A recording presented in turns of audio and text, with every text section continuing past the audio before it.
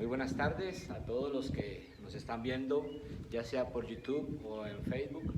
Primeramente agradecer en este proceso de levantando altares familiares de oración para Dios.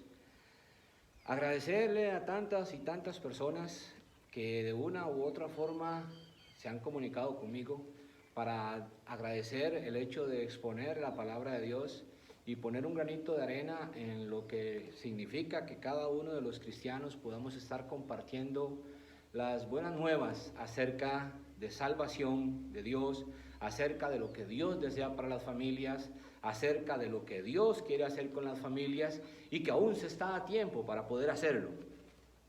Gracias a algunos de mis compañeros, algunos de mis clientes, personas allá en Puriscal, por ejemplo, los Salazar por allá en Puriscal, que llaman y dicen: Mario, qué bueno, gracias por esto que estás compartiendo.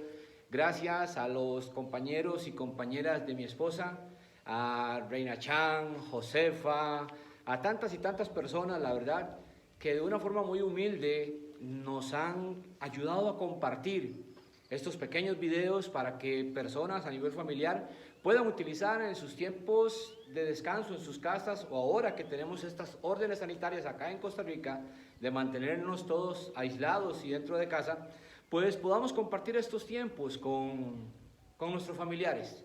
Cómo ponernos a cuentas con Dios, cómo aprender de Dios, cómo levantar altares de oración para Dios. De verdad, es bastante significativo para mi corazón. Y déjeme decirle algo que tal vez usted no lo ve importante, pero yo lo veo muy, pero muy importante. Antes también agradecerle a mis hermanos en Alajuelita, hermanos que han estado llamando, compartiendo el video también, y me dicen: sí, Mario, muy bien, hay que llegarle a la gente, hay que llegarle a las familias, tenemos que trabajar juntos en esto. Personas que sin ningún interés ni arraigo simplemente entienden que forman parte del reino de Dios y pues comparten y ponen un granito de arena en el reino de Dios por compartir las buenas nuevas. A ustedes también muchísimas gracias. Doña Cinia Bus, doña Cinia Peraza, Alder Vanegas y un montón de personas más que si los mencionara a todos, yo creo que no nos alcanzaría un video completo. Déjeme decirle que estoy contento porque en un día, tan solo en un día, y no quiero que usted los vea como números, porque no es mi interés en que usted lo vea como números, en tan solo un día, de la introducción acerca de cómo levantar altares para Dios, se lograron en tan solo un día cerca de 250 reproducciones. Y esto no significa que, wow, qué galletas, como decimos aquí en Costa Rica. No, esto significa que Dios está interesado en las familias. Esto significa que las familias están tomando un tiempo. Tal vez usted dirá: wow, 250 reproducciones, qué montón. Bueno, le voy a ponerla más sencillo. Digamos que del 50% de las 250 reproducciones, 125 lo escucharon. ¡Qué importante! Es súper importante. Ahora digamos que de esos 125 que escucharon y vieron y tomaron en cuenta su tiempo para hacer esta reproducción, digamos que al menos uno en su corazón sintió el deseo de levantar un altar para Dios en su casa.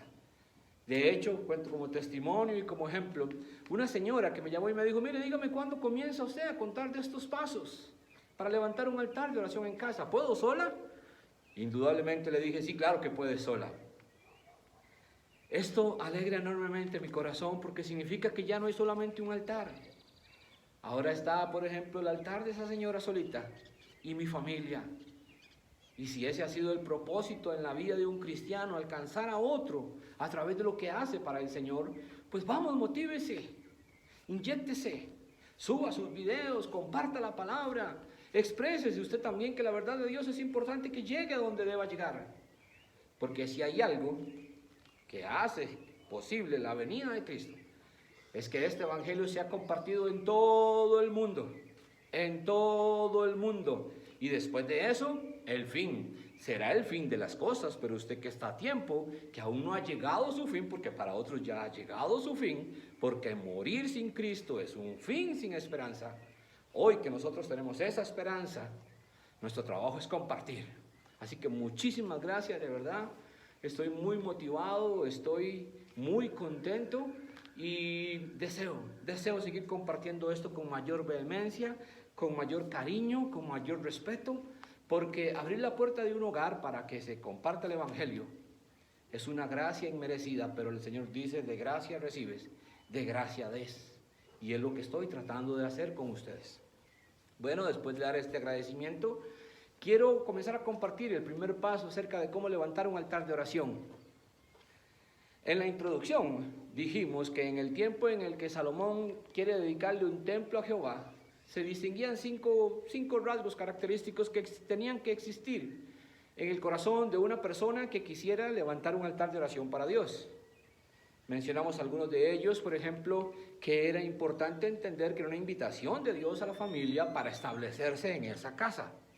Dijimos también acerca de la importancia de alabarlo y adorarlo en esa casa. También hablamos acerca de que era importante cantarle en esa casa, que también era importante dedicarle a Dios mi familia y mi casa, pero también dijimos que tenía que existir un sacrificio. Hoy quiero hablarle precisamente de este quinta actitud en el corazón del hombre, y es no solamente que exista un sacrificio, sino que cuando usted se siente ahí con los suyos para levantar un altar de oración a Dios, usted se pueda asegurar que usted y los suyos tienen este sacrificio que hace posible que Dios le visite a usted, su voluntad se establezca sobre usted, que sus oídos estén atentos a la oración que usted hace en su casa, que sus ojos estén atentos y reposen sobre su casa, asegurándose de este sacrificio. Antes de eso, déjeme decirle algo.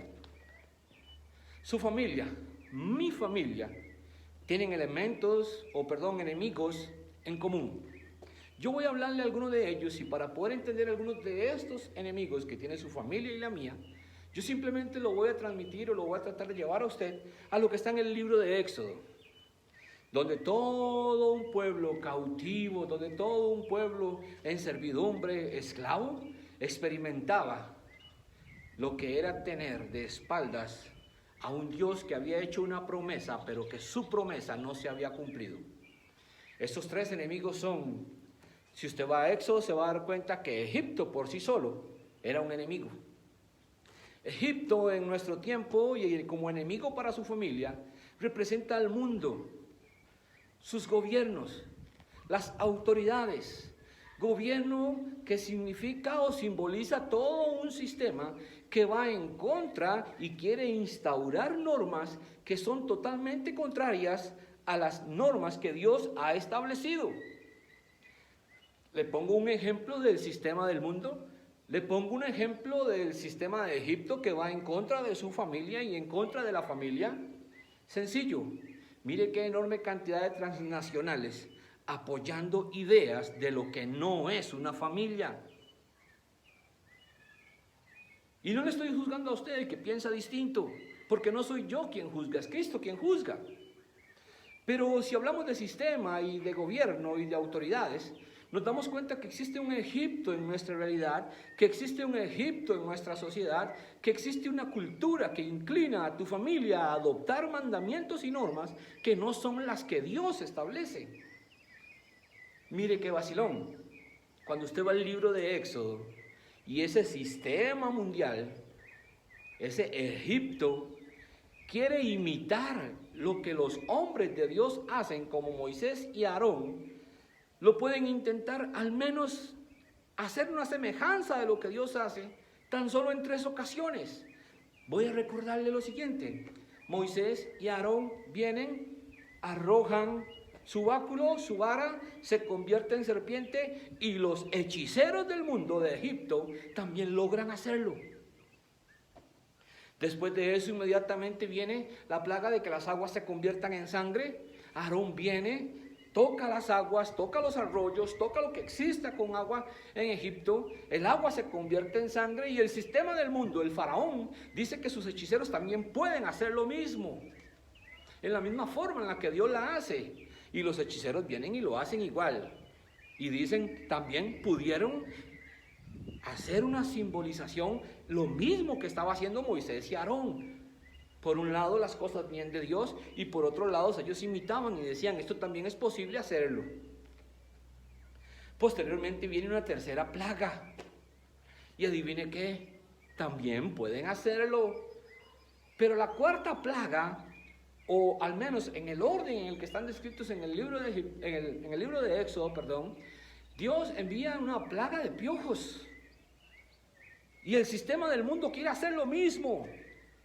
Y adivine qué, Faraón le dice, mis hechiceros también pueden hacerlo. Pero ellos dicen, no, no se puede hacer. Dedo de Dios es este. Egipto está vencido, el sistema del mundo está vencido, el sistema del mundo está obsoleto. Por eso Dios dice, mis palabras, el cielo y la tierra pasará, pero mi palabra no pasará. No hay una sola norma del mundo que pueda ir en contra de las normas de Dios. Y si quiere ver un ejemplo tan solo hoy, y en lo que está pasando a nivel mundial, y lo que Dios está permitiendo a nivel mundial, no hay una sola transnacional que vaya en este momento en contra de las normas que Dios ha establecido. Los que en un momento fuimos objeto de oprobio, los que en un momento fuimos objeto de burla, los que en un momento fuimos objeto de vergüenza por parte del sistema del mundo, a ese les están diciendo hoy que oremos para que Dios haga algo. Lo mismo pasó en Egipto. El sistema del mundo fue vencido. Pero Egipto quiere establecer normas que van en contra de los nuevos o de los mandamientos que el Dios vivo nos da. Así que no se preocupe. Si su familia tiene el enemigo Egipto, ya está vencido. Ya está vencido. Jesús dijo, confiad, confiad, porque yo he vencido al mundo. Jesús fue muy claro. El segundo enemigo que su familia y la mía tienen en común es al mismísimo Faraón. Faraón es el simbolismo del diablo, Satanás para el tiempo actual. Pero déjeme decirle que él no tiene ningún poder. ¿Sabe cuándo él tiene poder? ¿Sabe cuándo él tiene autoridad sobre las familias? Cuando usted y yo, como miembros de una familia, dejamos de hacer lo que Dios dice o hacemos mal lo que Dios dice. Es ahí cuando toma poder. Es ahí cuando quiere ensoberbecerse en contra de las familias. Él, mire usted, que en Faraón, desde el mismo Egipto, es padre de mentira y allí lo deja ver. En una y otra ocasión durante las plagas, dice, sí, ya llegó el momento de dejar al pueblo libre, al pueblo de los judíos que se vaya, al pueblo de Israel, perdón, que se vaya. Y los engañaba, les mentía. El Señor permitía otras plagas. Y decía, sí, ya es hora de soltarlos, de dejarlos ir libres, pero que no vayan sus bestias, que no vayan sus hijos. ¿Y sabe qué? Los engañaba. Pero le tengo una buena noticia también a usted. Y es que Satanás también ha sido vencido. Él no puede actuar en contra de su familia, a no ser que usted vaya en contra del orden de Dios, a no ser que usted haga mal lo que Dios dice, a no ser que usted desobedezca los mandatos de Dios. Pero Dios quiere a su familia y la quiere caminando en sus mandamientos. Jesús mismo dijo que el Espíritu Santo vendría a nosotros para convencernos de pecado, de justicia y de juicio, por cuanto el príncipe de este mundo, el Faraón, ya está vencido. Él no tiene poder si usted y yo como familias no le entregamos ese poder. Si usted y yo como padres de familia no cumplimos nuestro deber de padres. Si usted, señora que me escucha como madre y jefa de hogar, no deja de cumplir lo que Dios dice, Él no tendrá ninguna autoridad sobre usted y su familia. Él está vencido. Y hay un tercer enemigo del cual le quiero hablar y quiero que usted le ponga muchísima atención. Hay un tercer enemigo y es la muerte misma. Sí, no se asuste, la muerte es algo natural, es parte del proceso de la vida. Morir es parte de vivir. Mas sin embargo, en el caso de la muerte, Moisés y Aarón nada podían hacer. Dice la palabra en el libro de Éxodo que Jehová le dijo a Moisés, Moisés, la muerte les va a visitar. Y ponga atención a este detalle, le dice estas palabras, tocará a todo primogénito de Egipto, incluyendo a Faraón y hasta la sierva de su molino. ¿Quién era la servidumbre del Faraón? ¿Egipcias o israelitas? La muerte iría parejo. La muerte iría parejo. escudriñelo, la muerte iba parejo. Pero Dios en su misericordia dice, pero yo Jehová, dice, haré diferencia entre los egipcios y los israelitas. Se queda ahí, se lo reserva ahí, pero después va y le dice a Moisés, Moisés, la forma en la que yo voy a hacer diferencia entre los egipcios y los israelitas, cuando la muerte les esté visitando, será la sangre de un cordero con la que pintarán sus puertas y el dintel de sus puertas. Y cuando la muerte pase y vea la sangre en las puertas, pasará de lejos.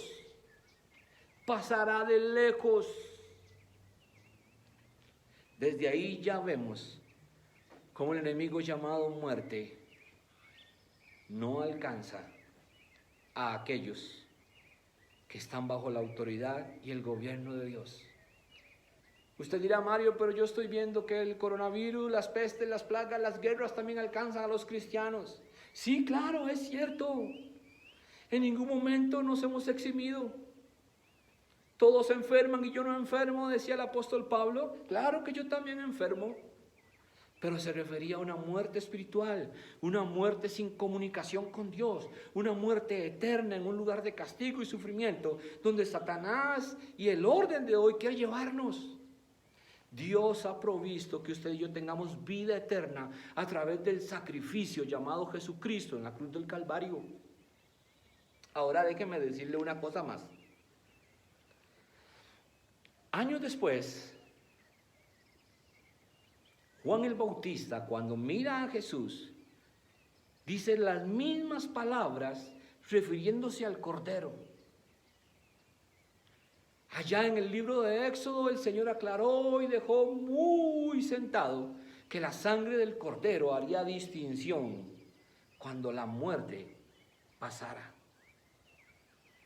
Pero cuando Juan el Bautista se topa con el Cordero Jesús, Juan dice estas palabras: este es el Cordero que quita el pecado del mundo, del cual yo no soy digno siquiera de desatar la correa de su calzado. Ahora ponga atención, porque yo sé que usted tiene bastante imaginación. Usted recuerda, o más bien, el proceso de la redención a través de la sangre del Cordero en el Nuevo Testamento comienza con un hombre que expresa y dice: yo no soy digno de desatar la correa del calzado de ese hombre. Pero usted recuerda con qué comenzó la redención en el libro de Éxodo. ¿Usted recuerda cuál fue el momento clave con el que comenzó el proceso de redención en la salvación que Dios le otorgó al pueblo de Israel para liberarlo del mundo de Egipto y de Faraón? Comenzó con una demanda de Dios para Moisés. En medio de una zarza ardiendo, Jehová le dijo estas palabras a Moisés: Moisés, quita el calzado de tus pies, porque el lugar donde estás, tierra santa es. ¿Ya tocamos? Ambos procesos de redención comienza con un hombre que tiene que quitar su calzado, y el otro proceso de redención en el Nuevo Testamento comienza con un hombre que dice: yo no soy digno de desatar su calzado. Mire, yo sé que usted ya tiene la conclusión allí y sabe que comienza con calzado. Pero, ¿qué significa el calzado en el Antiguo Testamento? ¿Qué es el simbolismo cultural que se le da al calzado para poder saber por qué un hombre se tiene que quitar su calzado y para saber por qué otro hombre dice: yo no soy digno de desatarlo? Bueno, pues resulta que el calzado, de acuerdo al Antiguo Testamento, tiene algunos simbolismos. No es un pedazo de cuero que se compra en una tienda como usted y yo lo podemos hacer hoy. No, el calzado en aquellos tiempos significaba mucho más. Era un valor moral, un valor emocional, un valor cultural que se le asignaba al calzado. Por ejemplo, allá en el libro de Deuteronomio capítulo 33, cuando Moisés está bendiciendo a algunas de las tribus, le dice a uno de ellos, dice, y tus cerrojos serán de metal y de hierro. Algunas traducciones dicen, tu calzado será de metal y de hierro. En aquellos tiempos el calzado simbolizaba gobierno. Si vemos otros pasajes, por ejemplo, déjeme citarle alguno más. En aquel tiempo, en 1 Samuel, capítulo 2, versículo 29, Dios demanda de uno de los sacerdotes y le dice, has hollado mis sacrificios y mis ofrendas, importándote más tus hijos. Has tomado tu calzado para pisotear lo mío. Y eso significa soberbia, eso significa arrogancia, eso significa altivez. Hay gente que ha tomado su vida y ha tomado el calzado de su vida para cuando escucha la palabra de Dios y escucha el sacrificio único brindado por Dios como sacrificio por toda la humanidad y por su familia, ha adoptado esta actitud para con Dios. Pero no solamente significa gobierno, también significa vergüenza. Antes, en aquel tiempo, cuando un hombre venía y era despojado de su zapato, significaba indignidad, significaba hacerlo pasar una vergüenza. Y es precisamente lo que le piden a Moisés en aquella etapa de redención y de liberación. Quítate el calzado antes de que te lo quite yo. Y es que es una actitud que tiene que surgir en el corazón del hombre, de tomar su orgullo, tomar su soberbia, tomar su arrogancia, su altivez, sus logros y sus riquezas. En el libro de Isaías, Jehová dice, y quitaré el atavío de sus calzados, el lujo de su calzado, sus logros, sus riquezas, sus títulos, no sirven para nada en ningún proceso de redención y en ningún proceso de salvación. No sirven. No funciona. Por eso cuando yo le digo a usted que en su corazón debe de existir la actitud de que haya un sacrificio, no solamente de que exista, porque conozco a muchísimos evangélicos con tanto orgullo, con tanta arrogancia, con tanta altivez, y creen que van para el cielo, cargados de un montón de situaciones y circunstancias donde quizás no hemos tomado nuestro calzado y hemos aprendido a depender total y completamente de Dios. Miren, Romanos capítulo 1, quiero leérselo, porque hay de pronto quien considere que la ira de Dios está muy lejos, pero yo diría que ya está entre nosotros. Y no le hablo para asustarlo, sino que cuando hablamos de ira, por otro lado está la justicia. Y la justicia de Dios es misericordia también. Es justa, pero misericordia para con el que tuvo misericordia. Gracia por gracia. Amor por amor.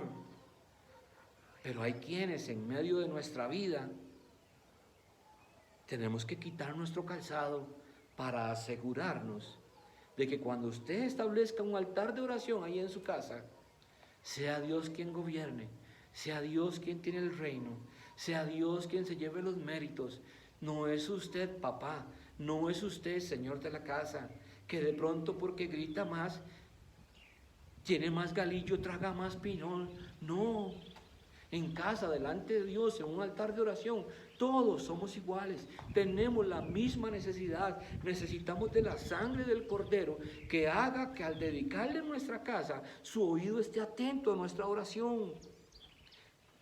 Necesitamos ser humildes, quitar nuestro calzado voluntariamente y poder decirle al Señor, quiero un altar para ti en mi casa, en mi familia, donde tus ojos estén atentos a mi casa, a mis hijos, a mi esposa. Mire, hay muchísimas formas en las que este orgullo y esta soberbia se manifiestan, donde no reconocemos ni nos aseguramos de que existe ese sacrificio en nuestras familias. Romanos capítulo 1, versículo 18 dice, porque la ira de Dios se revela. La ira de Dios se revela desde el cielo contra toda impiedad e injusticia de los hombres que detienen con injusticia la verdad. Porque lo que de Dios se conoce les es manifiesto, pues Dios se lo manifestó. Porque las cosas invisibles de Él, su eterno poder y deidad, se hacen claramente visibles desde la creación del mundo, siendo entendidas por medio de las cosas hechas, de modo que no tenemos excusa. Pues habiendo conocido a Dios a través de esas cosas hechas, no le glorificamos como a Dios, ni le dimos gracias, sino que envanecieron sus razonamientos y su necio corazón fue entenebrecido. Profesando ser sabios, se hicieron necios. Ahora usted entiende mejor por qué seguir orando por nuestros gobernantes. Y cambiaron la gloria del Dios incorruptible en semejanza de imagen de hombre corruptible, de aves, de cuadrúpedos y de reptiles. Por lo cual también Dios los entregó a la inmundicia a causa de su ira, en las concupiscencias de sus corazones, de modo que deshonraron entre sí sus propios cuerpos, ya que cambiaron la verdad de Dios por la mentira, honrando y dando culto a las criaturas antes que al Creador, el cual es bendito por los siglos. Amén.